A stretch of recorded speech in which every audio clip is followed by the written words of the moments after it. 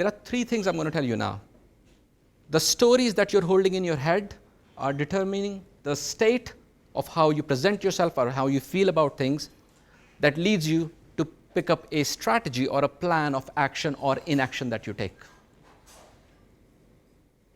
Okay? Stories determines your state.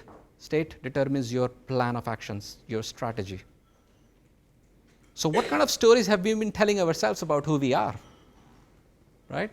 That's what's making that resistance to change stronger, or it's making it weaker. Just by changing the story. So right, let me give you a 4-step formula on how you can break that. First thing, I spoke about the state, right? Look at the first factor here, your posture or body language.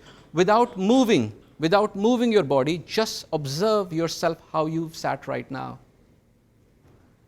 This is how you absorb information when it's intellectually stimulating. This is something you have learned about yourself. This is how you absorb information. Whether it's cross arms, cross legs, makes no difference to me, but it's all making difference to you. In your head, it's all taking place already without you even knowing it right now.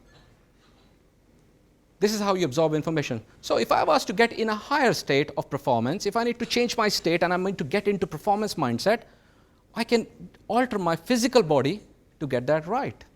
How do I do that? There are two things. There's this one thing, power poses, male power pose and female power pose. Paul, would you like to demonstrate us with a male power pose? You're almost there. All you need to do is just put your hands in the back. So if you sit back, you'll see what he's got there. He's got his legs crossed. I'll probably sit here. Yeah, Dan, you got it right. So for men, this is the power pose for men. If you were to go in this state, I will encourage you to do that right now. Try that, gentlemen. And you will see the first thing that will happen, you will smile. That's the first thing that will happen. Why? Because you've gone in an uncomfortable position. That's the first thing you will do. You will smile. Your body language changes. Your state of mind changes. Hormones get released. You feel like, yeah, I feel empowered.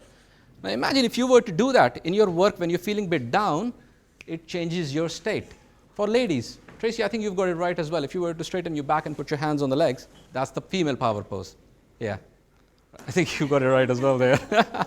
So those are the female power poses. So that's the first thing, the power of your body. You change your body, you change your state. Right? That's why they encourage you in corporates, go for a run around the block. Just go for a run in the middle of the day. All of those things are just to change your state.